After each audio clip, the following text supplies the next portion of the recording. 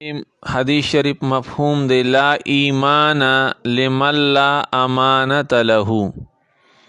داغه چا ایمان کامل نه دی څوک چې امانت کې خیانت کوي، بلکې دا د پمنو خلکو چې موږ ورته منافقان وایو دو پړک د هغې په خویونو کې راځي چې اذا اوتو من خانه، کله چې امانت ورسره کېښودی شو نو خیانت کوي. د خیانت ګڼ شکلونه او صورتونه دي. پای کې یو دام دی چې مثال یو بنده په یو ذموارۍ او په ډیوټۍ پیسې پوره اخلي او هغه ډیوټي او ذمواري پوره نه ادا کوي. اکه بیا د هر څه شکل کې یو مزدور دی، مزدوري سمه نه کوي، ډیوټي سمه نه کوي. یو استاد دی، پړهایي سمه نه کوي، پیریډ پوره نه اخلي. یو ګلکار دی، هغه سمه مثال خښتې پوره نه لګوي، بلاک پوره نه لګوي، ګټې پوره نه لګوي، ورځ ډکوي او مازدیګر کې پوره پیسې اخلي.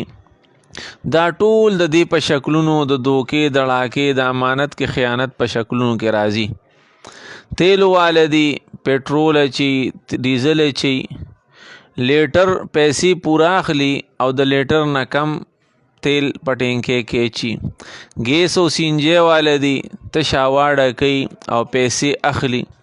یو ډاکټر دی، هغه له مریض لاړو، هغه مریض ته د هغه دوایي حاجت او ضرورت نشته، دی ورته شربت فولاد لیکي یا نعوذ بالله الټراساؤنډ ورته لیکي، ایم آر آی سټي سکن ورته لیکي، ایکس رے ورته لیکي، ټیسټونه ورته لیکي او دته ښه پته وي چې دې مریض ته د دې څیزونو ضرورت نشته. نو دا ټول په دې زمره کې راځي. نو چې موږ او تاسو احتیاط کوو، ځکه دې سره ډېر نقصان کیږي.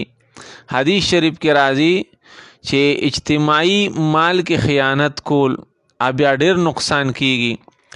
یو موقع کې ملګری وی فلان شهید، فلانی شهید شو، هنیئا له الشهاده، درې دا شهادت مبارک شي. حدیث کې راځي محبوب کلا انی رأیته فی النار، چرمنا هغه ما دوزخ کې ولیدو، فی بردت غلها، نعوذ بالله یو صادر د اجتماعي مال نه د تقسیم د مال غنیمت نه مخکې پټ کړو. نو ګوره چې هغې بیا د هغه سامان ولټو نو پای کې صادر راووتو.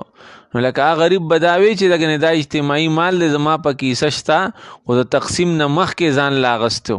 بیا ملګري راغی شراکن، یو تسمې راوړه محبوب شراک من نارن، دوه تسمې راوړي شراکان من نارن. څه مقصد؟